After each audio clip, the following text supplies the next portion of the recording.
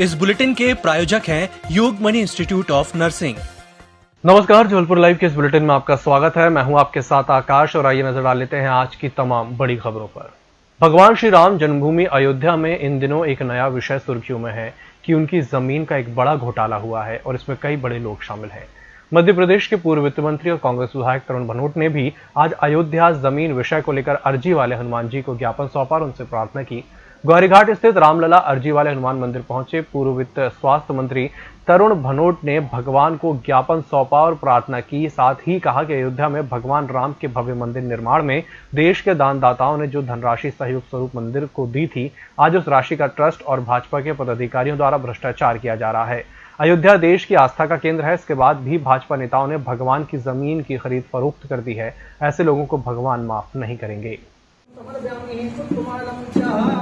माल्यादीनि सुगन्धीनि मालत्यादीनि मयि विभु मया हितानि पुष्पाणि पुष्पाभ्या आसीदन्तर्चतुं शेषणोद्योः समवर्तदावध्यां भौर्दिशा धूपदं धूपयं वयं धूपमृतकं सतीदं दुरितमं दुषदमं देवहूतमं ॐ श्री हनुमते नमः धूपं समर्पयामि।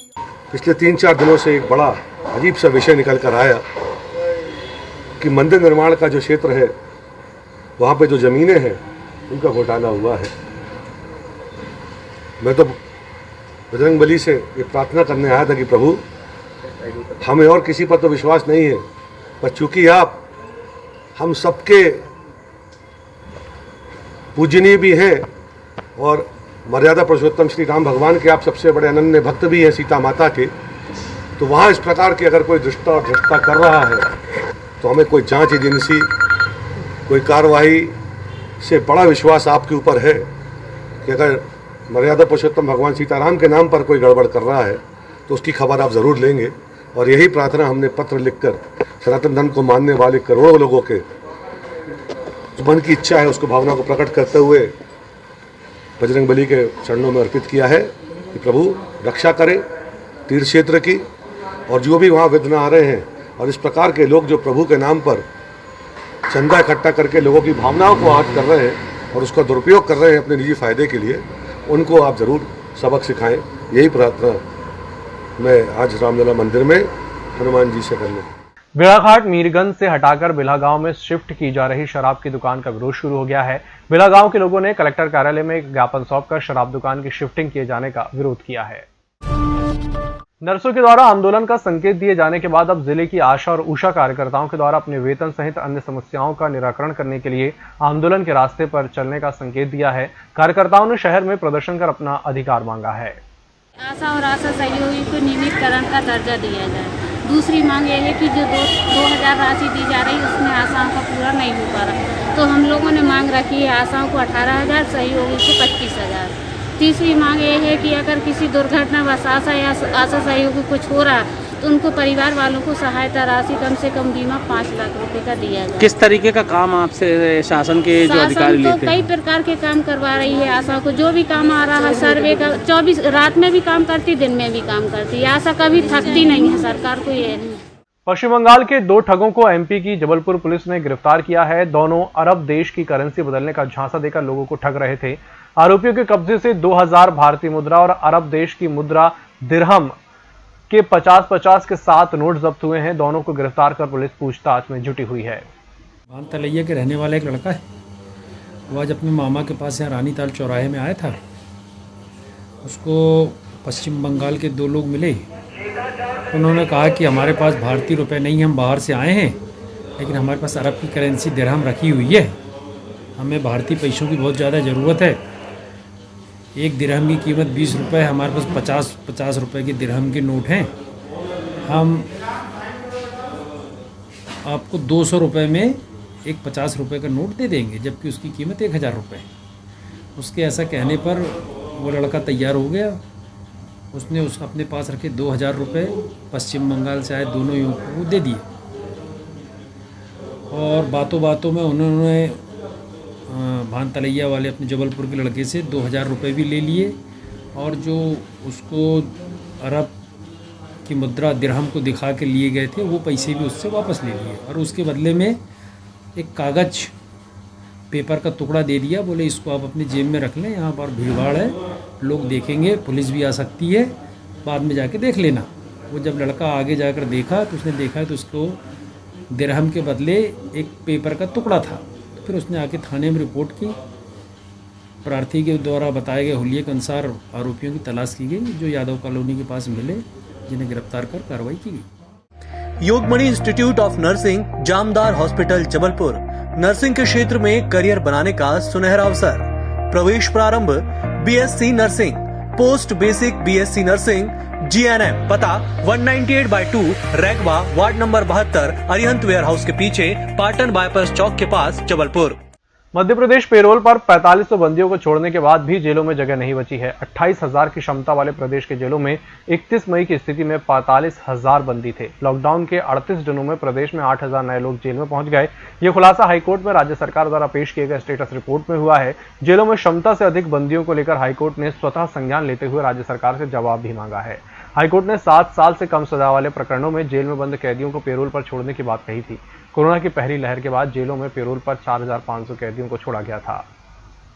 शहर में चोरी की घटनाओं पर अंकुश लगाने अब पुलिस के भी पसीने छूट रहे हैं। हाल ये है कि शहर में प्रतिदिन चोरी की वारदातें बढ़ती जा रही हैं, तो वहीं पुलिस कागजी खानापूर्ति कर कार्रवाई का आश्वासन दे रही है, जिसके चलते थाना विजयनगर अंतर्गत एक फ्लैट का ताला तोड़कर सोने चांदी के जेवरात और नकदी चोरी होने का मामला सामने आया है, जिसके बाद पीड़ित ने पुलिस से गुहार लगाई है। सिहोरा थाना अंतर्गत एक महिला की करंट से मौत हो गई थी। महिला के पति ने खलिहान में मौत होना बताकर शासन से 4,40,000 का मुआवजा हड़प लिया, जिसकी शिकायत भारतीय किसान यूनियन ने अब कलेक्टर से की है। भारतीय किसान यूनियन के संभागीय अध्यक्ष संतोष राय ने मामले की जानकारी दी है। मैंने शिकायत ये की है कि कलेक्टर महोदय ने जो उसको 4,04,000 की मुआवजा राशि दी है खेत में करंट लगने की, तो उसकी जाँच की जाए। खेत में उसको करंट लगा ही नहीं, मकान के अंदर करंट लगा है। और अगर मकान के अंदर करंट लगने का 4,04,000 दिया जाता है, तो मझौली तहसील अकेले में 5 साल के अंदर 130 मामले की फाइल रखी हुई है। उसको सबको चेक करें और किसान मुख्यमंत्री किसान कल्याण सहायता राशि से उन सबको 130 लोगों को 4,04,000 की राशि अनुदान में दें कलेक्टर साहब। और अगर नहीं दे सकते तो इसकी जो राशि दी गई है उसको तत्काल वापस किया जाए। गोसलपुर थाना क्षेत्र में एक नाबालिग लड़की घर से निकली तो फिर वापस नहीं लौटी। परिजनों की शिकायत पर पुलिस ने अज्ञात के खिलाफ अपहरण का प्रकरण दर्ज कर मामले की जांच शुरू कर दी है। पुलिस ने बताया कि थाना क्षेत्र स्थित एक गांव में रहने वाली 16 वर्षीय नाबालिग लड़की घर से बिना कुछ बताए कहीं चली गई। काफी समय बीतने के बाद भी नाबालिग जब वापस नहीं लौटी तो परिजनों ने अपने स्तर पर पतासाजी की, लेकिन उसका कहीं कुछ पता नहीं चला। परिजनों ने थाने पहुंचकर शंका जाहिर की है कि कोई अज्ञात व्यक्ति उनकी बेटी को बहला फुसलाकर अपने साथ ले गया है। बताया जा रहा है कि कुछ समय पूर्व भी उक्त नाबालिग लड़की का अपहरण हुआ था, जिसे पुलिस ने दस्तयाब कर लिया था। पुलिस संदिग्ध लोगों से पूछताछ कर रही है। कोरोना संक्रमण कम होने के बाद अब जनता कर्फ्यू शर्तों के साथ समाप्त कर दिया गया है, लेकिन कोरोना गाइडलाइन का पालन करवाने के लिए पुलिस अभी भी सड़कों पर चेकिंग पॉइंट लगाकर चेकिंग कर रही है। दीनदयाल चौक पर ऐसे ही चेकिंग पॉइंट में एक पुलिसकर्मी द्वारा एक युवक के साथ गाली गलौज करने का मामला सामने आया है, जिसका वीडियो भी सोशल मीडिया में वायरल होने के बाद एसपी ने संज्ञान लेते हुए पुलिसकर्मी को लाइन अटैच कर दिया है। साथ ही सीएसपी को मामले की जांच करने के निर्देश दिए हैं। ये आरोप भी लगाए गए हैं कि पुलिसकर्मी शराब के नशे में धुत था और नशे में ही ड्यूटी कर रहा था।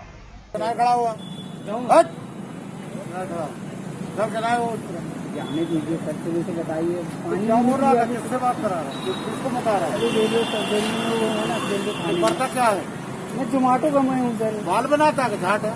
नहीं सर, होम डिलीवरी करता हूँ सर मैं। होम डिलीवरी करता है? जी सर। घाटा बनाना और शुरू। अरे दुआरी मत चलो ना, बोल रहा है सिंगल चलो। कल से सर क्योंकि अपने काम से घूम नहीं रहा है सर, क्या है? अरे बात समझो, बोल रहा होता है नियम से जो बोल रहे हैं वो 1 दिन की रसीद करा लो, जाओ। एक वीडियो वायरल हुआ है, इसमें एएसआई सुखलाल है, उनके द्वारा चालानी कार्रवाई की जा रही है। एक्चुअली में उसने मास्क नहीं लगा रखा था और 2 व्यक्ति बैठे हुए थे, इसलिए चालानी कार्रवाई की जा रही थी। बट वीडियो में कुछ ऐसी चीज़ें हैं जिसके कारण उसको लाइन हाजिर किया गया है। बाकी उसके बारे में पता किया जा रहा है क्या है परिस्थितियाँ हैं। जबलपुर के मड़ोताल थाना अंतर्गत कृष्णा सिटी के पास प्रतिबंधित कफ सिरप बेचने के लिए घूम रहे 3 युवकों को पुलिस ने गिरफ्तार किया है। सीएसपी तुषार सिंह ने बताया कि तीनों युवक बाइक के साथ यहां पहुंचे थे और एक पिट्टू बैग में कफ सिरप रखे हुए थे। मुखबिर की सूचना पर पुलिस ने घेराबंदी कर युवकों को दबोच लिया, जिनके कब्जे से 120 शीशी कफ सिरप बरामद की गई है। बहरहाल पुलिस अब आरोपियों से पूछताछ कर रही है कि वे कफ सिरप कहां से लाए थे और किन लोगों को बेचते थे। पता चला था कि जो प्रतिबंधित कोरेक्स सिरप है उसी की तरह एक ओडेक्स सिरप भी होता है जिसमें कोडीन की एक मात्रा यूज की जाती है, जो कि एक नशीला पदार्थ है जिसे युवा वर्ग आमतौर पे नशे के लिए यूज करते हैं। तो उस सूचना पे 120 शीशियां मढ़ोताल थाना द्वारा पकड़ी गई हैं, जिस पे वैधानिक कार्रवाई की गई। मार्बल की दुकान में काम करने वाले 23 साल के युवक का कारनामा सुनकर आप दंग रह जाएंगे। हर्षद मेहता पर आधारित वेब सीरीज देखकर इस युवक ने गोहलपुर क्षेत्र के एक अस्पताल संचालक को ठगने का प्लान बनाया। उसने तहसीलदार के फर्जी सील साइन का नोटिस भेजा, फिर मामला सेटल करने के नाम पर 1.5 लाख रुपए मांगने लगा। यही नहीं, उसने बरी होने का जिला दंडाधिकारी के नाम की सील साइन का प्रमाण पत्र जारी कर दिया। आरोपी अब पुलिस की गिरफ्त में है।